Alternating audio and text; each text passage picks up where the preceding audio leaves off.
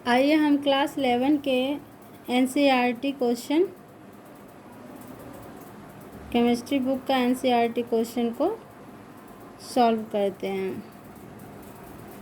निम्नलिखित के लिए मोलर द्रव्यमान का परिकलन कीजिए। H2O का मोलर द्रव्यमान निकालने के लिए हाइड्रोजन का चूँकि परमाणु द्रव्यमान 1.008 होता है और इसे 2 से हम चूँकि यहाँ 2 एटम है और ऑक्सीजन का 8 एटम है और इसका परमाणु द्रव्यमान 16 है। इस तरह हमें कुल योग 18 AMU प्राप्त होता है।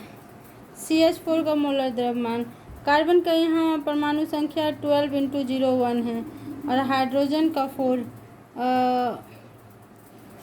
और इसे हम इसका हाइड्रोजन का परमाणु 1.008 है और चूँकि यहाँ हाइड्रोजन का 4 एटम्स है इसलिए टोटल योग करने पर 16 AMU प्राप्त होता है।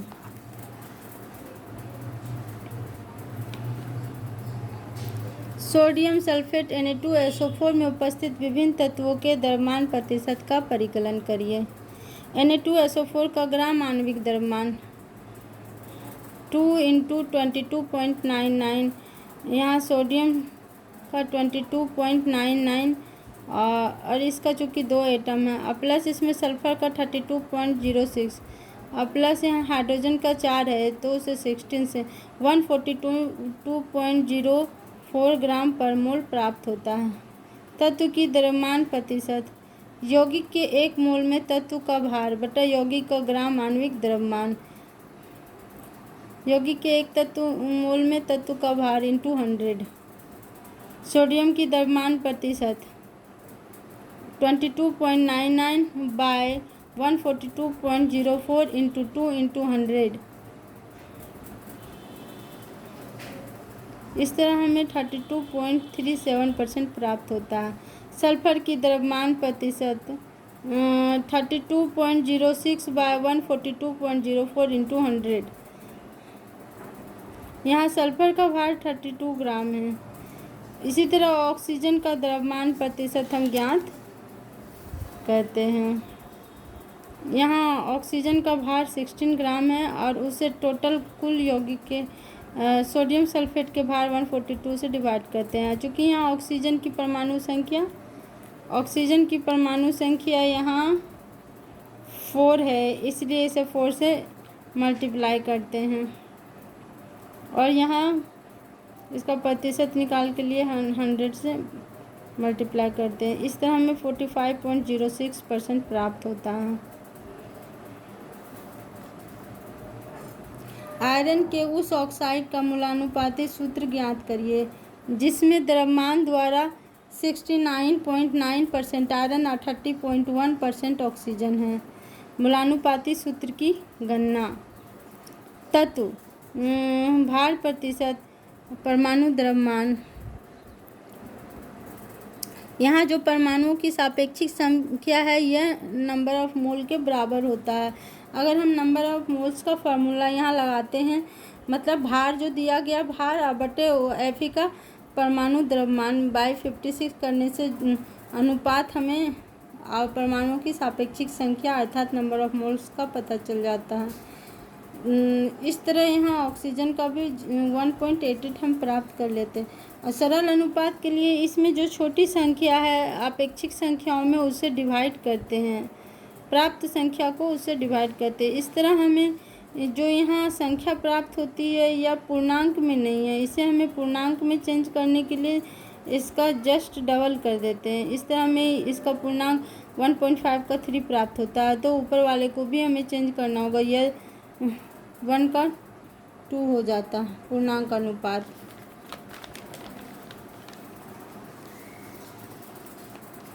इस तरह हमें मूलानुपाती सूत्र Fe2O3 प्राप्त होता है। कार्बन डाइऑक्साइड की मात्रा का परिकलन कीजिए जब 1 मोल कार्बन को हवा में जलाया जाता है। जब 1 मोल कार्बन को हवा में जलाया जाता है अर्थात 1 मोल में कार्बन का 12 ग्राम तो ऑक्सीजन का 32 ग्राम के साथ यह संयोग करता है तो हमें 44 ग्राम CO2 प्राप्त होता है। हवा में O2 की प्रचुर मात्रा है अतः 1 मोल कार्बन के दहन के लिए उत्पन्न CO2 44 ग्राम। 1 मोल कार्बन को 16 ग्राम ऑक्सीजन में जलाया जाता है। इस स्थिति में ऑक्सीजन एक सीमांत अभिकर्मक है।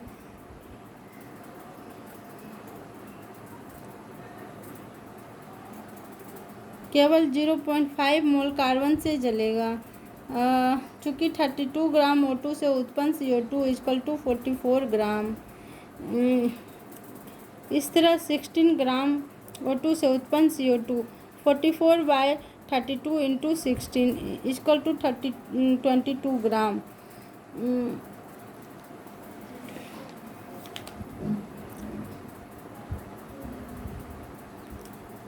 सोडियम एसीटेट CH3COONA का 500 ml 0.375 मोलर जलीय विलयन बनाने के लिए उसके कितने द्रव्यमान की आवश्यकता होगी? सोडियम एसीटेट का मोलर द्रव्यमान 82.0245 ग्राम पर मोल है। तो सोडियम इस क्वेश्चन में हमें 0.37 उसका जलीय जलीय मोलर सॉल्यूशन बनाना है। तो इसमें ग्राम पूछ रहा है, इसमें द्रव्यमान पूछा जा रहा है। तो द्रव्यमान निकालने के लिए हमें यह जो फॉर्मूला है मोलरिटी का,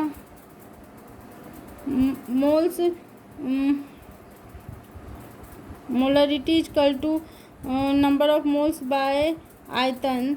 तो यहाँ हम इस तरह इसके लिख सकते हैं N =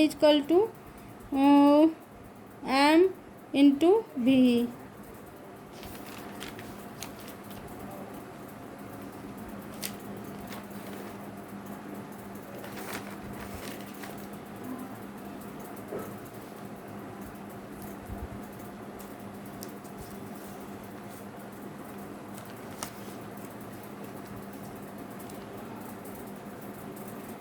M जो है यहाँ 0.375 है और मास इसका हमें ज्ञात करना है। और यहाँ मोलर मास 82.0245 है और वॉल्यूम इसका 500 ml है।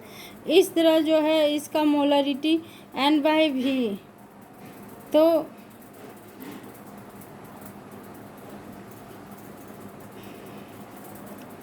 इस तरह हम नंबर ऑफ मोल्स की जगह मास बाय मोलर मास लिखते हैं। तो हमें क्वेश्चन के अनुसार मास प्राप्त करना है। तो मास प्राप्त करने के लिए हम मोलर मास को इस साइड ले जाएंगे। इस तरह हमारा ये फार्मूला तैयार होता है जिसमें हम सभी का वैल्यू पुटअप करके इसका, और चूँकि यहाँ पे ml में दिया गया है तो इसे लीटर में चेंज करने के लिए 1000 से डिवाइड करते हैं। इस तरह हमें 15.38 ग्राम प्राप्त होता है। तो अतः सोडियम एसीटेट के द्रव्यमान की आवश्यकता 15.38 ग्राम।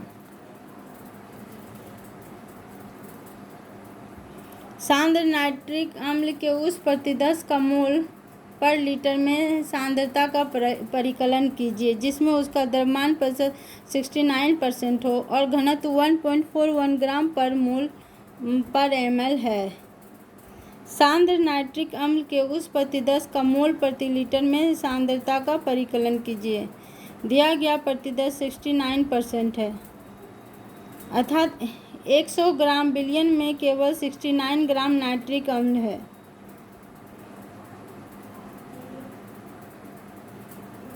नाइट्रिक अम्ल का मोलर द्रव्यमान जो होता है वह 63 ग्राम पर मोल होता है। 69 ग्राम शुद्ध नाइट्रिक जो विलयन के 100 ग्राम में उपस्थित होता है। तो मोल की संख्या हमें प्राप्त करने के लिए दिया गया नाइट्रिक अम्ल का ग्राम में भाग 69 और इसका मोलर द्रव्यमान 63 से डिवाइड करते। इस तरह हमें नंबर ऑफ मोल्स प्राप्त हो जाता है नाइट्रिक अम्ल का। और नाइट्रिक अम्ल का आयतन होता है द्रव्यमान बटा घनत्व।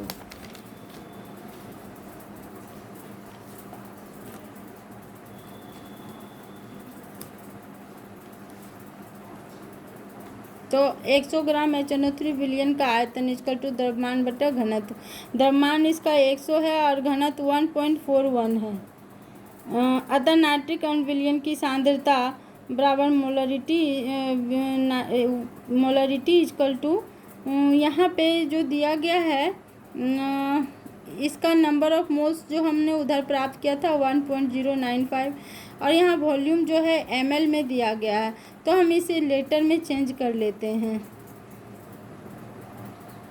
इसे 1000 से डिवाइड करके हम इसे लीटर में चेंज कर लेते हैं।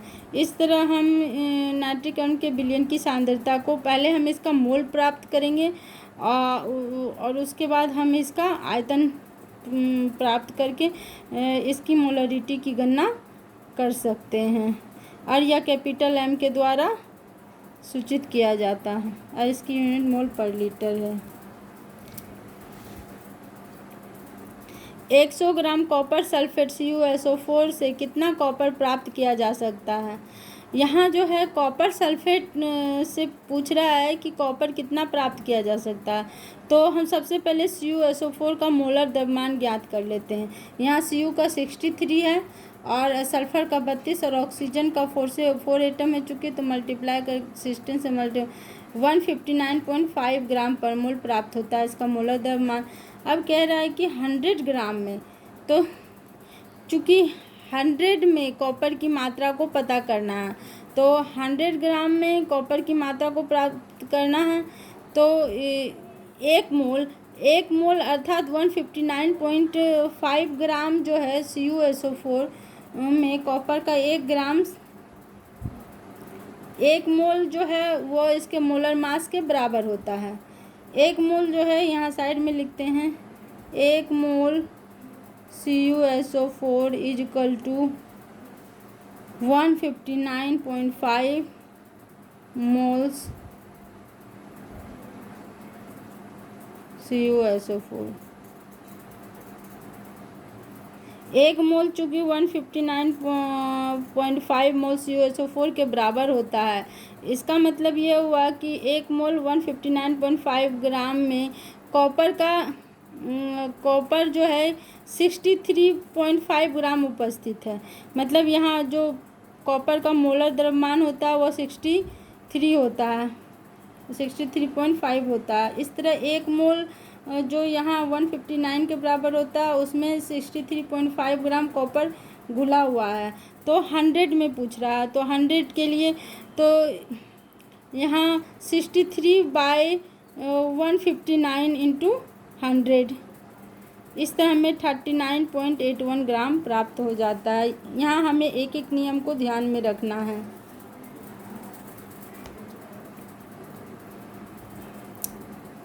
आयरन के ऑक्साइड का आणविक सूत्र ज्ञात करिए, जिसमें आयरन तथा O2 का द्रव्यमान प्रतिशत क्रमशः 69.3 ग्राम तथा 30.1 ग्राम है।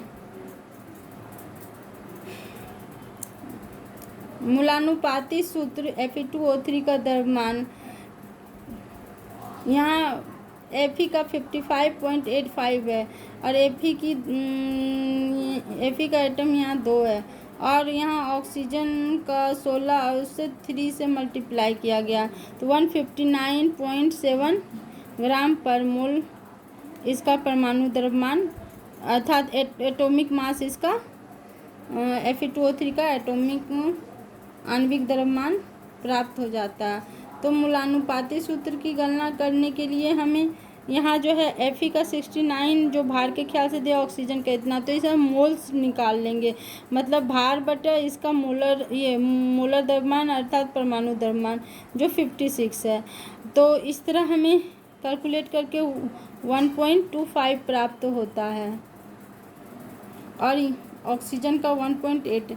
तो हम इसे सरल अनुपात में लाने के लिए 1.25 डिवाइड बाय लोएस्ट संख्या, मतलब कि 1.25 से डिवाइड करें, इस तरह हमें 1 प्राप्त होता है। लेकिन दिया गया ऑक्सीजन का जब हम डिवाइड करते हैं तो 1.88 डिवाइड 1.25, तो यहाँ हमें 1.5 प्राप्त होता है, जो कि पूर्ण संख्या नहीं है।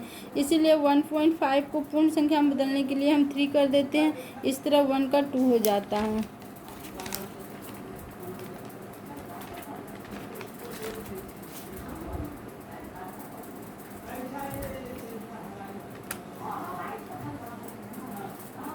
तो मूलानुपाती सूत्र Fe2O3 इस तरह हमें प्राप्त होता है।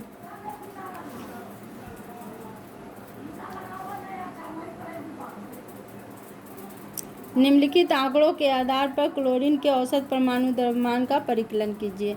यहाँ प्राकृतिक बहुलता में क्लोरीन 35 का जो है 75% 77 है और क्लोरीन 37 का 24.23 है। इस तरह इसका मोलर द्रव्यमान जो है 34.968 और क्लोरीन 37 का 36.965 है। तो क्लोरीन का औसत परमाणु द्रव्यमान निकालने के लिए हम प्राकृतिक बहुलता को इसके मोलर द्रव्यमान से मल्टीप्लाई करते हैं और सभी इस क्लोरीन के समस्थानिक को इसको मल्टीप्लाई करके जोड़ देते हैं और इस तरह इसके प्राकृतिक बहुलता से हम इसे औसत निकालने के लिए जितनी बहुलता है उसका डिवाइड करते हैं, उसको जोड़कर डिवाइड करते हैं। इस तरह हमें 35.4527 AMU प्राप्त होता है। एथेन के 3 मोलों में निम्नलिखित का परिकलन कीजिए। कार्बन परमाणुओं के मोलों की संख्या एथेन के 3 मोल में बोल रहा है, अर्थात C2H6 में कार्बन के 2 मोल्स हैं और हाइड्रोजन के 6। तो 1 मोल एथेन में कार्बन के एथेन के 1 मोल में कार्बन के 2 परमाणु हैं। तो 3 मोलों में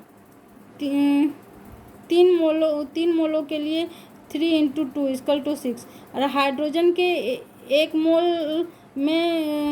मोल एथेन में हाइड्रोजन का 6 मोल है। 1 मोल में एथेन में हाइड्रोजन का 6 मोल है। तो 3 मोल एथेन में हाइड्रोजन परमाणु की संख्या 6 × 3 = 18। एथेन के अणुओं की संख्या, तो 1 मोल एथेन में जो है उपस्थित अणु, जब भी कोई संख्या पूछे तो हमेशा एवोगाड्रो नंबर को ध्यान में लाना है। इसका मतलब ये हुआ कि 6.022 × 10⁻23 संख्या 1 मोल में उपस्थित होगी। तो इस तरह हम 3 मोल एथेन में पूछ रहा है, तो उपस्थित अणुओं की संख्या = हम यहाँ 1 मोल का दिया गया है तो 3 मोल, तो 3 से मल्टीप्लाई कर देंगे। इस तरह हमें 18.06 × 10⁻23 प्राप्त एथेन के अणु की संख्या प्राप्त होती है।